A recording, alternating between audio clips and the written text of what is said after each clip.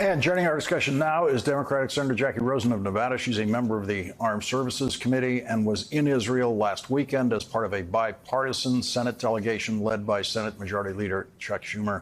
Senator Rosen, thank you very much for joining us. Been eager to talk to you since you got back from Israel. What did you see there that informs your approach to this crisis now? Well, Lawrence, thank you for having me. I will tell you that we spent a very intense day in Israel, meeting with the War Cabinet, meeting with President Herzog, Prime Minister Netanyahu, meeting with the families whose loved ones are taken hostage.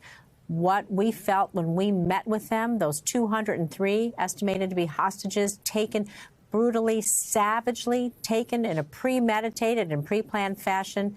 One woman said to us, "We no longer live in the world with the rest of you." They live in a limbo, waiting and waiting every second in eternity. So we listened to what the government said, what the soldiers said, what the families said. We want to tell everyone that we are supplying Israel with everything that they need to defend themselves against this brutal act of terror. And we wanted to show bipartisan support for the only democracy in the Middle East. And again, standing up in the face of terror, wherever it is, we need to stand tall and we need to stand strong, and we will support the state of Israel. There is tremendous sympathy for the plight of Palestinians in this country and around the world.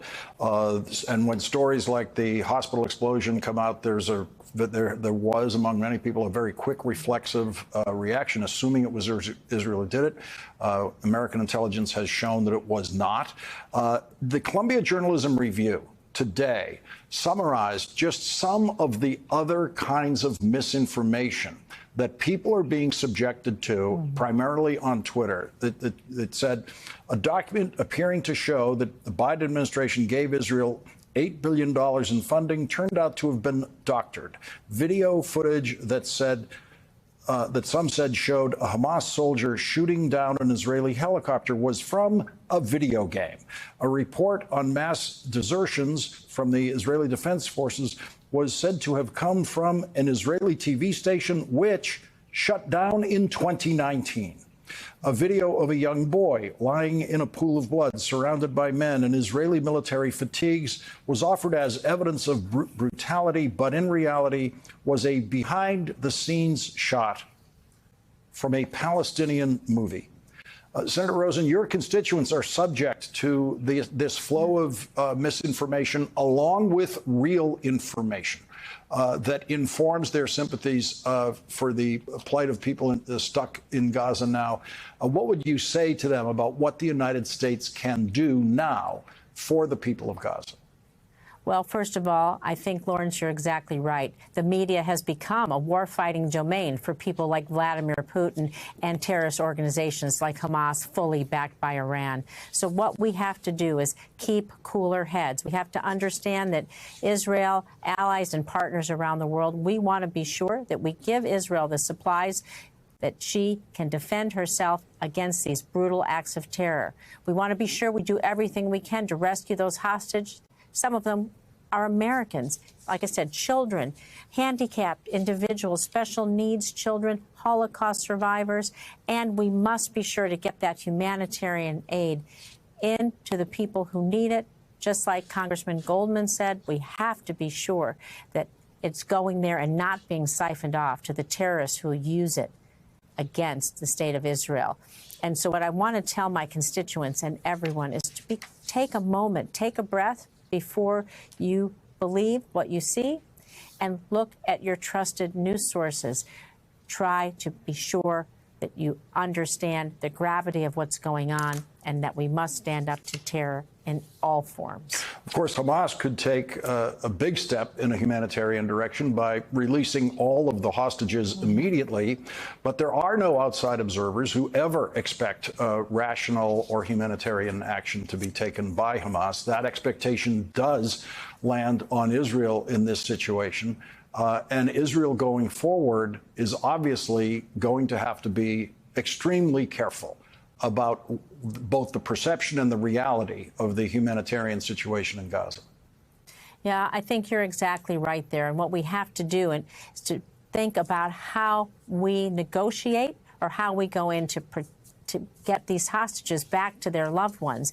And so I can tell you that Israel, along with allies and partners, are trying to figure out the best way for us to do this, because it's important. This is against every single rule of law.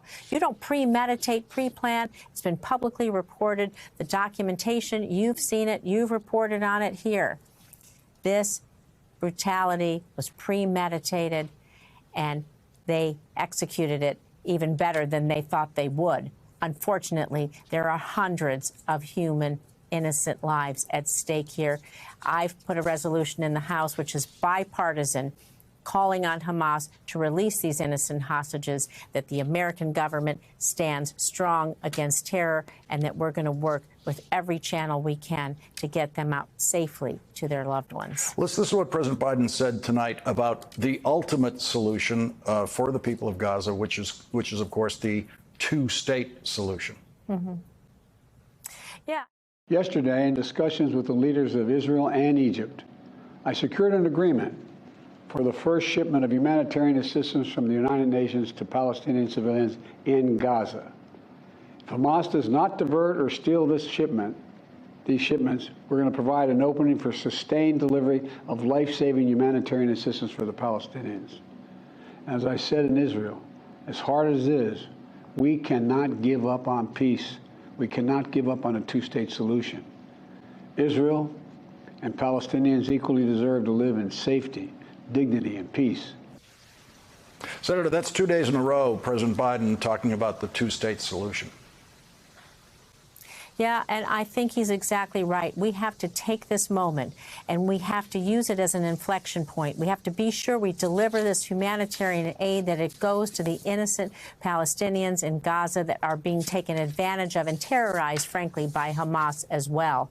And so what we need to do with our partners in the region, they all are worried about Iran and its proxies, Hamas, Hezbollah, the Houthis, whomever they are. We need to stand and move forward towards normalization in the region, towards peace and a two-state solution. This is the path forward. And frankly, I believe that Iran and Hamas, they want to thwart that at every single turn. And this is why they took this moment to strike, as we've begun to make strides in normalization in the region with things like the Abraham Accords and others. And so we can't succumb to their terror. We need to bond together, figure out a way where we move forward, fighting against terrorism and thinking about our shared prosperity and values and protection for people all around the world.